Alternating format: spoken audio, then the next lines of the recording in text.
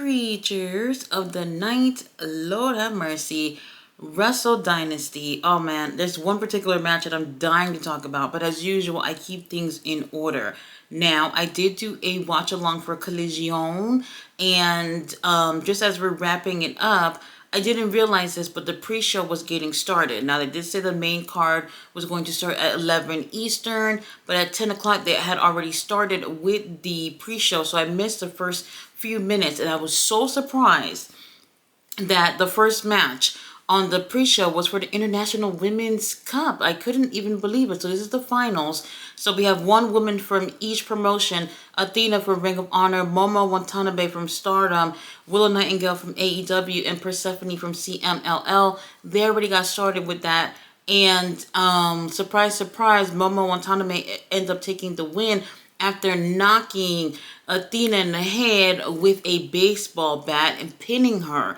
This is the only person, no, I won't say the only person outside of a Ring of Honor to pin Athena. That's not true, because Willow has done it before too. So for those of you who don't know, Athena has taken losses in AEW since she's been Ring of Honor champion, but no losses within her being in Ring of Honor. So that's going to be interesting to see where things play off from here. Also, for the pre-show match, we had the Ring of Honor World Tag titles on the line. House of Torture versus the Sons of Texas. Y'all already know, Dustin and Sammy. They obviously end up retaining. I was still very surprised that these matches were on the pre-show. Something about it where when they showed the card, the entire card for the show on the graphic that they gave, it kind of looked like all of this was going to be part of the main show. So I was really surprised to see how typically what is considered Ring of Honor to be all on the main show. So I guess I shouldn't be surprised about that. Now, we did have the Lucha Gauntlet match. We had four guys from CMLL, and then we had four guys from New Japan. We had Ishimori versus Mascara Dorada versus Titan versus El Desperado versus Fujita versus Sechiseto, Soberano Jr., Master Wato. So it was a really great match, really great way to start it off. Obviously a gauntlet, luchadors. What better way to start a main card? Now, well, who ends up taking the win? Ishimori ends up taking the win. He's going to be able to face El Desperado soon for his IWGP Junior Heavyweight title, since he did pin him for that match. After this, we did have Tanahashi in action with Katsuyori Shibata. This was a special singles match where really it wasn't a match. It was just the two of them just slapping each other, chopping each other around for like, I don't know, a good 10 minutes or maybe less. And that was pretty much it. This really wasn't a match, to be honest with you. They don't want Shibata fucking around and getting hurt or whatever. So it was just a chop fest. And they rang the bell and the two of them hugged it out and it was done and over with. Whatever. After this, the ladies were in action. The New Japan Strong Women's title and the Rev Pro Undisputed British Women's title was on the line. Mina Shirakawa, who is champion with the Rev Pro Undisputed British Women's title. And then we had Mercedes Moné with the New Japan World Strong Women's title. Whoever wins will get the other's opponent's title. Really great matchup. We had Mercedes. Both of these girls were looking pay-per-view fashions, okay? They were looking... well, you know what? I don't want to say this was the best from Mercedes, because it sure wasn't. She was giving... Sailor Moon. I'm not all into the Sailor Moon thing like when I was a kid, but she looks great. Not her best look, not like at World's End. She looked amazing though. The chemistry between these two girls was amazing. They have never had a match with each other before, so I was curious to see how they would look here. We did have Mina Shirakawa, who was really focusing on Mercedes' knee and just hoping that that shit would just give out and then she'll end up losing the match. However, our CEO ends up taking the win, not only to retain the New Japan Strong Women's title, but she also gets the Rev Pro Undisputed Women's title as well. So now she got 4 belts. And I'm just going to say, like, I was happy for her to win, but when you got a chance to see her kind of struggling to hold 4 titles, I was just like, oh, maybe this is a little too much. Now, hey, we don't mind belt collectors, okay? But 4 titles, it is a lot, and it makes me question what will happen next in terms of what she's going to do as a champion, because now she's holding championships from 3 different companies. So what are we going to see with Mercedes next? I'm not sure, but I'm very curious. After this, we do have the never open weight title on the line and the AEW International title. Our boy Konosuke Takeshita, also another belt collector, holding 2 titles right now, versus Ishii. This was okay. This was okay. Ishii has a different pacing in the ring than Takeshita, so it was not the same type of vibe that we got last night with Takeshita and Shingo Takagi. So it was a little different, a little more slower, and it was just okay for me. We knew Takeshita was going to retain. I wasn't worried about it. Towards the end of the matches, when things started to pick up and get a little intense, but at no point in this did I think that the titles was going anywhere. Takeshita retains. So after this, we do have the IWGP tag titles on the line, which are what were vacant during the time.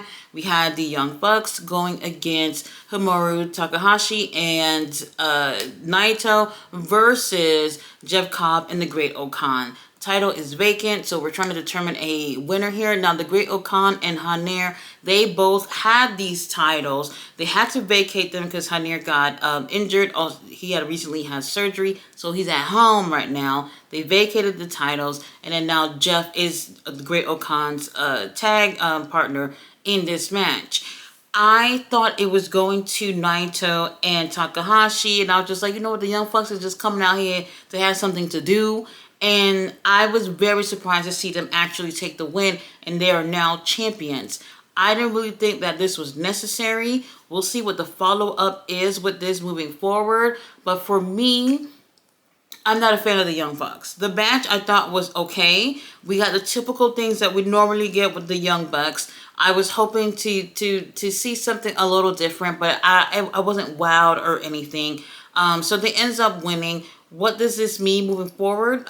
Well, yeah, we'll see them a little bit more within New Japan. Will they also come back and bring those tag titles to AEW? I can see that happening as well. But don't forget, the last time we saw the Young Bucks in AEW, they were running away from the whole fiasco of the Death Riders within AEW and all the turmoil that they're causing over there. So I don't know how soon we'll see them, but I guess congratulations to the Young Bucks for being tag champions again. After this, we had David Finlay versus Brody King. Brody King, he came over there ready, okay? He was absolutely dominating in this match. David Finlay, I felt like underestimated his opponent yesterday, and that's why he lost the damn title. And today, I think he was a little bit more aware of what Brody King would have to offer. But Brody was very, how can I say it? Like, first of all, he looked great, absolutely great. It was great to see him in a New Japan ring. I love to see him come over again. Matter of fact, Ben Buddy Matthews with you, Malachi Black, he ain't doing nothing either. It would have been nice to see a few more familiar faces within AEW, because it was a lot of the same people we saw last night that were back again. So I know they were tired. It was less than 24 hours. Somewhere, I would say like about 15 hours or so between both pay-per-views. So a lot of these guys are just absolutely tired, and they're coming out here for a second night in the row to give you a really great match. Brody King obviously coming in here fresh. He ain't doing nothing in AEW anyway. And he did a really great job. And honestly, I was hoping that he was going to take the win. I wanted him to win, causing a big upset for David Finlay and obviously the Bullet Club War Dogs. And unfortunately, that didn't happen. If that would have happened, I thought it would have been really great to see a different kind of feud, which would have been Bullet Club versus House of Black. And unfortunately, I don't think, I will say this, when it comes to this pay-per-view particular, no new story actually was being told here. Only one match where I felt like there was, and we'll talk about that in a minute, but I just felt like it would be nice to see, based off people winning or losing, that it moves the story along. And a lot of these things was just go out there, have a match, and get to the back. And for whatever reason, I wish there was a little bit more. So it would have been cool to see something come out of David and Brody, but that wasn't the case. David Finlay ended up taking the win. This was a really great matchup. Would love to see Brody King over in New Japan again.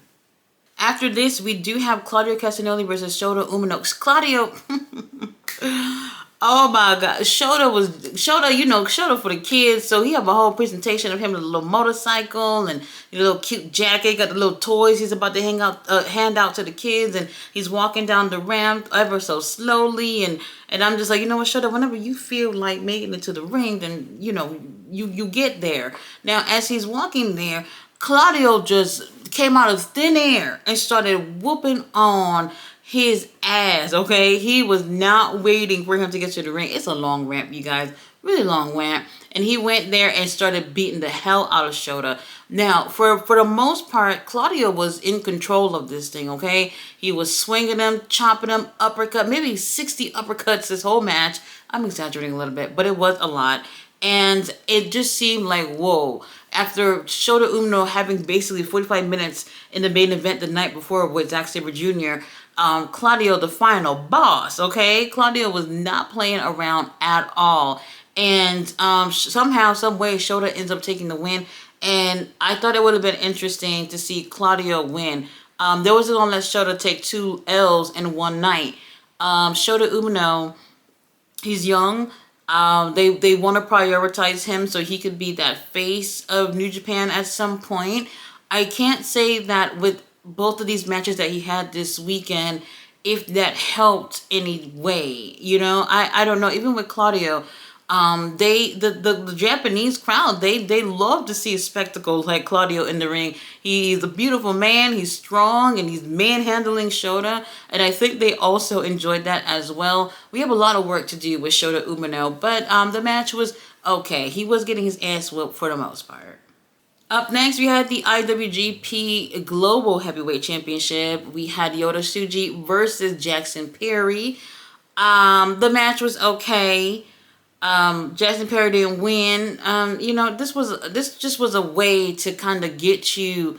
Honestly, it was just okay. It's nothing. Whatever. Let's talk about match of the night. Kenny Omega versus Gabe Kidd. Kenny came on out there, beautiful, they got the gear, the music, everything was just right. The presentation was actually really great for both Kenny and Gabe. And so for me, I was just like, all right, Kenny's gonna come out there, he's gonna give us the usual, but he's gonna take it easy. Boy, were we wrong. Blood everywhere. When I tell you, Kenny Omega was like, look, this might be my last match, and if it is, I'm gonna act like it is. And he went out there, and this was the best match the whole motherfucking weekend. Okay, I know we're just 5 days into the year. This is the best match that I've seen so far these 5 days into the year, and man, Kenny Omega, so like I said, he was doing the absolute most. And every few seconds, he's holding onto the side of his stomach. You guys know he had tuberculosis, and he's been out for a little over a year now. So every little thing that he does, he's holding onto his sides. And I'm just like, Lord have mercy, Kenny, please. When I'm telling you, Kenny is there working a beautiful match here with Gabe Kidd, who has absolutely improved. He is accompanied ringside by Clark Connors and Drilla Maloney, who are not getting involved, surprise, surprise, but they're just there to make sure everything's alright. And when I tell you, Kenny Omega, it was just something amazing. I don't know if I could do justice with describing this, but it was almost as if you were to tell somebody, man, this guy, he just had an illness, almost died from that illness, and he has not been in the ring for over a year, somebody might not believe you. He went out there and put his absolute best, and I thought that he did an amazing job. And as amazing as he did, Gabe Kidd, don't count this guy out. He is the absolute future of New Japan. He's the future of AEW, of just wrestling in general. And I'm looking at this guy and I'm just like, wow, there's something really promising about him. And I was very nervous about him and his rugged wrestling style, and for Kenny to have that person as a opponent for his first match back, I was worried. And Kenny was really the one who brought the extreme to the match. I think we had chairs. Oh man, them chair shots was just crazy. Chair shots to the fucking head. Tables and blood everywhere. Kenny was even bleeding way more than Gabe, actually. And I was just so surprised to see that Kenny took it to another level than I think more people was expecting for him to do for his first match back. It was absolutely amazing. Now, I honestly did think that Kenny would not win his first match back, only because I thought he was going to take things easy. And really, I think he proved a lot of people wrong tonight and ended up taking the win. I thought this was absolutely amazing. I'm going to watch this match back in a little bit. And if you didn't see this, I mean, you can go back and watch the whole damn pay-per-view if you want, but this is the absolute best thing that they've had between both two nights. When I tell y'all, President Tanahashi sitting out there crying like a baby watching this match. President Tanahashi was just, them tears were flowing and everything. And it's so interesting because now everybody's posting pictures in comparison of him tonight crying over this performance from Kenny and Gabe Kidd. And last night the main event was Shota Umino. He was pretty much sitting there like a disappointed father. And I'm just like, you can just really see that he was really proud that, you know, Kenny has overcome illness and injuries and come back, and to be able to put something on like this. And Gabe Kidd, who was the future of this company, and I think that made him definitely feel like, you know what, New Japan, we might not have all our ducks in a row right now, but these two here are showing why New Japan is here and here to stay. And I absolutely love seeing that from Tanahashi. This match, I absolutely recommend watching. It does get pretty bloody, and it might make you close your eyes or two, but definitely worth the watch. Loved it. Ricochet versus Zack Sabre Jr. Lord, Zack Sabre Jr. Lord, I love him. I love him so much. For the IWGP World Heavyweight Championship. Whew. I was looking before I did the review to see how long this match went. I couldn't find it. Now, the reason why I'm saying that is because Kenny and Gabe was a very tough act to follow, extremely. And if it were me, if I was running things over there, which I'm not, I would have automatically, I know the IWGP World Heavyweight title is the biggest thing over there, but I would have put Kenny and Gabe in the main event knowing what the fuck they was about to do, okay? Kenny and Gabe killed it. And it got to the point where I was just like, dang, Ricochet, I don't know. And they didn't really do anything to top this whatsoever. I want to say it was probably slightly over 10 minutes. I really want to see how long this was. So I don't want to give a number, but it kind of felt like within that range. For sure, Gabe and Kenny was over 30 minutes, for sure. I do remember them calling out for the 30 minutes. I don't know how much longer it went after 30, but they did went for a long time. Very impressive match. But this right here, Ricochet, who came to Japan and attacked Zack Sabre Jr. to have this match, I felt like not much happened here at all. Zack Sabre Jr. ends up winning via submission, and it felt very short. It felt like, I don't know what these two are going to do here in comparison to what we just saw Gabe and Kenny do, and they could not top it whatsoever. Now, Zack Sabre Jr. is one of my favorite wrestlers in the world. He's a technical wrestler. I absolutely love the technical style. I love seeing people being put into submissions and things like that.